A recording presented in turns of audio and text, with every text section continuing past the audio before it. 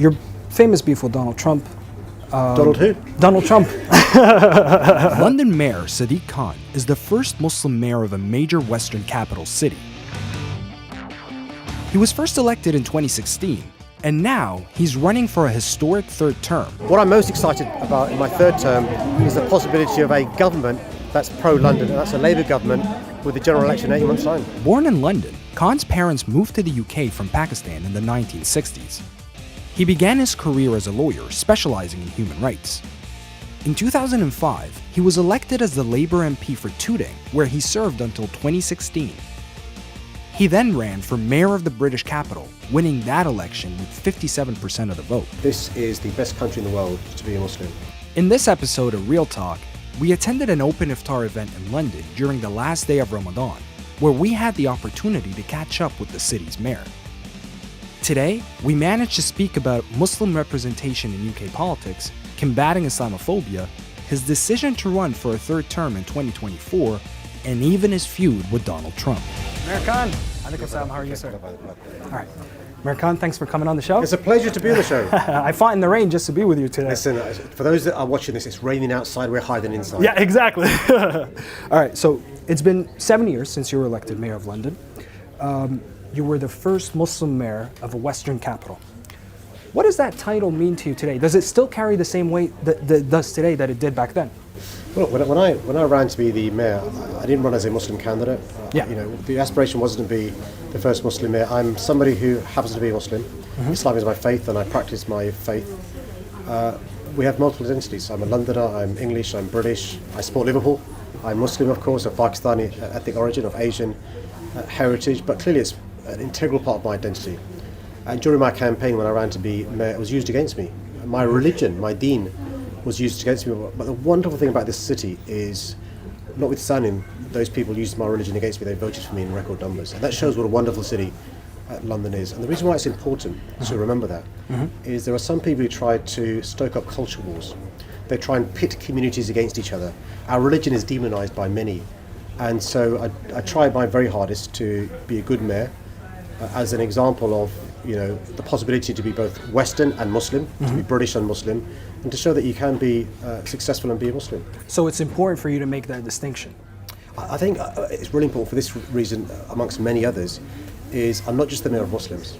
I'm the mayor for those who are Hindus, who are Sikhs or Jewish or Christians, those who are members of an organised faith and those that aren't, those who are older, those who are younger, those of Asian origin, of African origin, of European heritage. I'm everybody's mayor. I'm a mayor for all Londoners. Sure. For those of you that aren't Muslims, fasting is really hard. During this month of Ramadan, because I've been fasting, I've lost a few inches. Before Ramadan, I was 6 foot 6 inches. You've spoken about experiencing Islamophobia. Recent figures have shown last year that hate crimes against Muslims and Jews have risen. I think 42%, a rise in 42% against Muslims in hate crimes.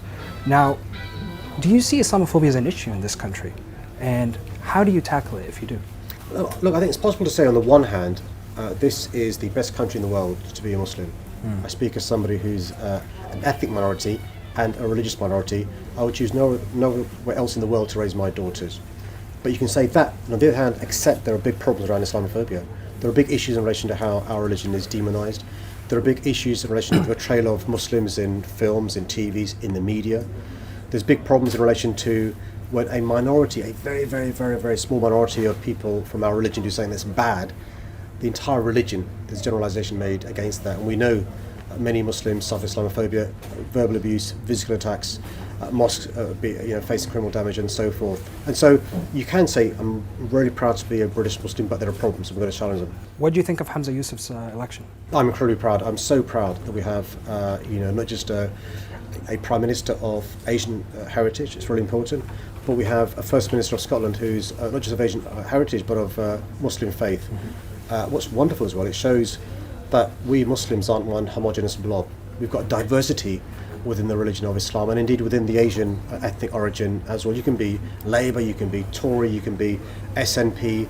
The key thing though is, what it means to boys and girls growing up in our country is they see people holding the highest office. So I'm hoping people in Scotland, boys and girls of Islamic faith, of ethnic minority backgrounds think, you know what, if the First Minister can look like him, so can I. And that aspiration is very important.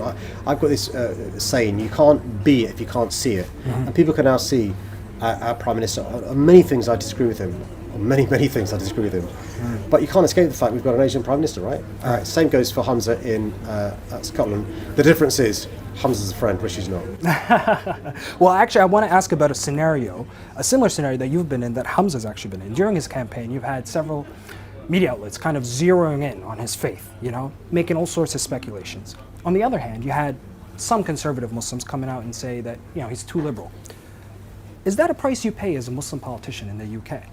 One of the phrases that we politicians live by is politics is the art of compromise. What do I mean by that? Look, you can't please all the people all the time. You can't, in fact, please all the people any of the time. You've got to try and be authentic, understand your North Star, understand why you're in politics, and do what you can to be a public servant. Hamza, myself, there are many other Muslims who do public service, who are in the public eye. None of us are perfect. None of us ask to be role models. None of us puts ourselves up on a pedestal. We recognise we've got a responsibility as role models. We're not perfect, and often we compromise. But actually, we've got to ask another question, which is, what is the role of a Muslim as a minority in the West? And it's really important we recognise that means integration. That means understanding, those who are different to ourselves. That means celebrating our diversity. Tonight, for example, at this open iftar in Trafalgar Square, don't just be Muslims opening their fast.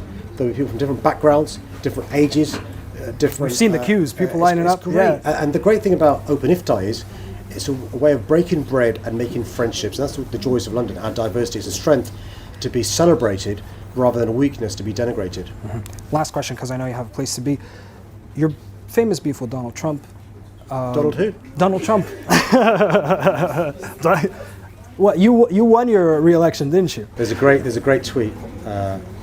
Who thought I'd have said this? But there's a great tweet that Donald Trump said. He called me hashtag Stone Cold Loser. Well, I won my re-election. How about him? Yeah. There you go. That's your answer. But I do want to ask this: Donald Trump, Boris Johnson, years after he left the Mayor of London office, he's still, criticizing you, talking about you. You've said that these guys are obsessed with you. I want to ask: do you think that this is clickbait because you're a Muslim politician? All the evidence I've seen from experts who study this is actually the way the algorithms work is there are certain things that lead to more traffic on social media, and I'm clickbait. So you agree? Yeah, that's the evidence. That's the evidence I've been given. Yeah. When Donald Trump, by the way, said nasty things about me, and not just did we see an increase in the negative stuff on social media against me, but there were all concerns about Islamophobia. When Johnson said some of his Islamophobic stuff, we saw an increase in Islamophobic attacks. That's why words are really important, and they should be used really carefully. And there's no doubt, not just Trump and Johnson. You've got some journalists in this country, some politicians, and others who use me as clickbait. And I think we've got to be cognizant of that, be aware of that, and not fall into that trap. You have a place to be. We'll catch up again. Okay. Thank you, man. Okay, look, my microphone is working. I want to check if your microphone's working. Assalamu alaikum! Okay, come back on stage. So there's a very important reason why I bring on this man. So there's a very important story here. Because Muslim mayors are like London buses. You wait ages for one Muslim mayor to come along, then two come along at the same time. But Hamza is making history. This is the man that represented the city of Westminster at the Platinum Jubilee. But also, here's where I want to make some noise. Our Lord Mayor will be representing the city of Westminster at the King's coronation. I'm back. It's me. All right, so it's the last day of Ramadan. What are you looking forward to have for iftar? Well, listen, what I've missed is coffee, man. I've had Coffee, yeah? 30 days without caffeine. I think my first shot of coffee, I'll be flying high. Yeah. I can't wait. Yeah. All right, so you're running for re-election next year. How do you look back at these last two terms? Well, we've had, during the last 7 years, unprecedented events taking place. Brexit, a month after I became mayor, Brexit was catastrophic for our city and our country, us leaving the European Union. 2017, we had the awful fire at Grenfell. We had 4 terrorist attacks. We've had, of course, a pandemic. So it's been a really difficult time for our city, but I'm so proud of how we've bounced back.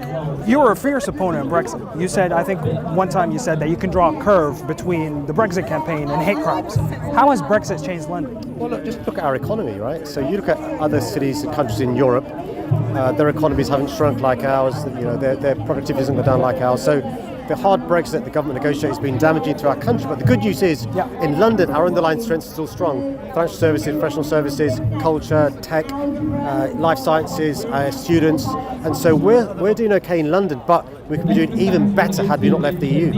Last question. What are you looking for in a third term? I mean, what would take priority? Would it be crime, cleaner air, housing crisis? What do you think? One of the things about a city and a good leader is you've got to deal with a number of things at the same time but move forward. So we've got to fix housing crisis. We've made record number of housing starts, record number of completions, record number of affordable homes. We're going to do much more. We've got to make sure we continue to tackle climate change and fix air pollution. We've got to continue to reduce crime in our city. We've also got to make sure young people have aspiration and hope. What I'm most excited about in my third term is the possibility of a government that's pro-London, and that's a Labour government with the general election in 8 months' time. Mayor Khan, thank you so much for coming on. Appreciate it. Assalamu alaikum. Take care. 1, 2, 3.